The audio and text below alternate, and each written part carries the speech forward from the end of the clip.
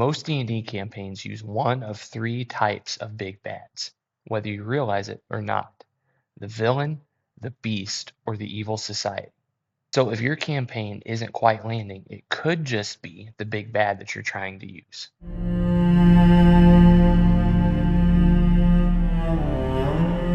Today, we're going to talk about the three types of big bads, in my opinion, that there really is when it comes to telling a story in D&D. The first one of that being the villain. This is the one that's usually a person. Maybe they've had something done to them, whether they chose it or not. But a lot of times the villain is the one that can get a bit more complex because to have a really good villain, characters kind of have to sympathize with him. The villain is going to have motives. He's going to have personality. They might even feel sympathetic towards him. Maybe he was betrayed by another adventuring party or a hero or who knows by what. He's got to have his own ideology. He's got to have an idea of what he wants. To me, the best villains a lot of times fall into that lawful evil um, type of character because they may have rules, but we all know that those rules are not good. And maybe they're just setting out for a little bit of revenge. Maybe something happened to someone they cared about. Maybe something was taken from them by another powerful being, and now they're trying to even usurp that one. The thing about a villain is that it creates emotional and personal conflict, not just battle. The second is the beast, the force of nature. This isn't something that you try to reason with. It's just something you have to survive. A lot of times when it comes to D&D, a few creatures that usually come to mind, at least for me, are the big, just ferocious dragons, a Tarask, which I'm curious how you all pronounce that too. But it's those creatures that create more of a feeling of fear and tension. Maybe it's the great evil that is resurfaced. It's the massive, sea beast, whatever it is. This a lot of times is something that just, whereas the villain can be reasoned with and almost you kind of almost understand. This is just a ferocious creature that there is no understanding. It's about just overcoming the odds and the power and the weight that it is. The last one, the evil society. Sometimes the enemies we're fighting isn't just a singular creature or a person like the villain, but it's an entire group.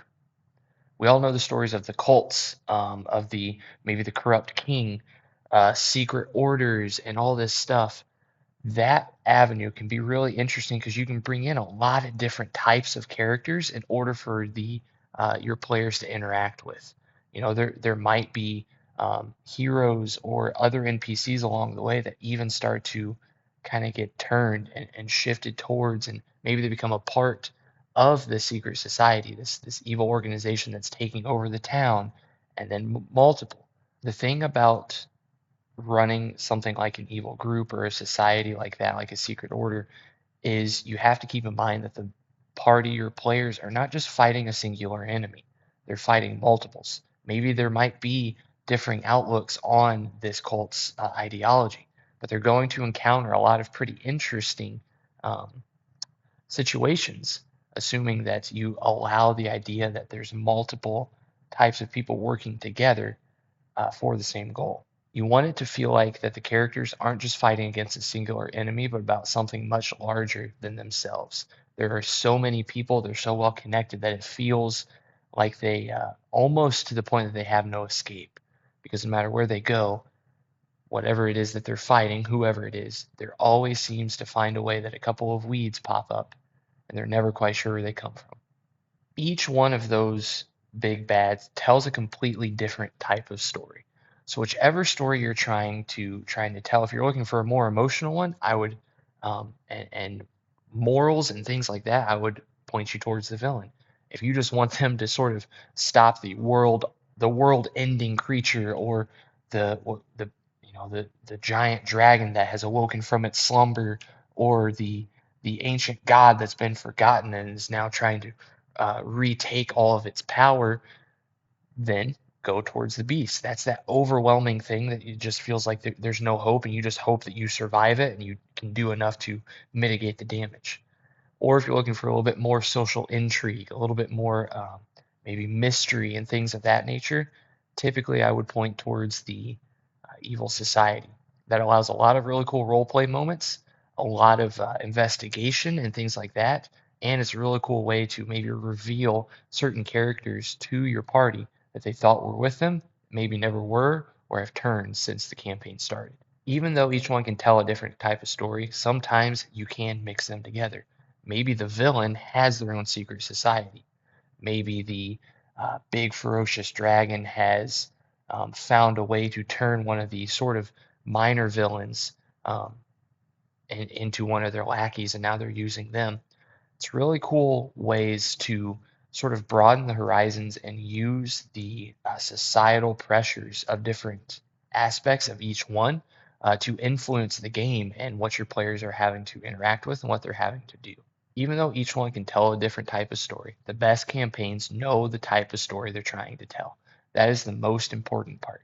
You may not know every detail when you first start out a campaign or even at that session 0 or first session, but you should have an idea of at least what the big bad is or who it is so that you can point everything in the campaign towards that.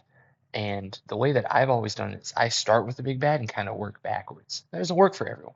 But for me, that's the easiest way that I have found to sort of fit the type of tension and the type of story I want to tell. And at the end of the day, having a good direction for the campaign and knowing where you want it to end up, even if it goes awry along the way, but having an idea of where that final boss battle is going to take place or what's going to happen can really help you uh, sort of write and direct the campaign up until that point. Thank you guys so much for joining me again this week. I hope this was helpful. Again, if you guys have any sort of questions or maybe there's issues you have at your table, you drop them in the comments below. I'd love to maybe make that next week's topic.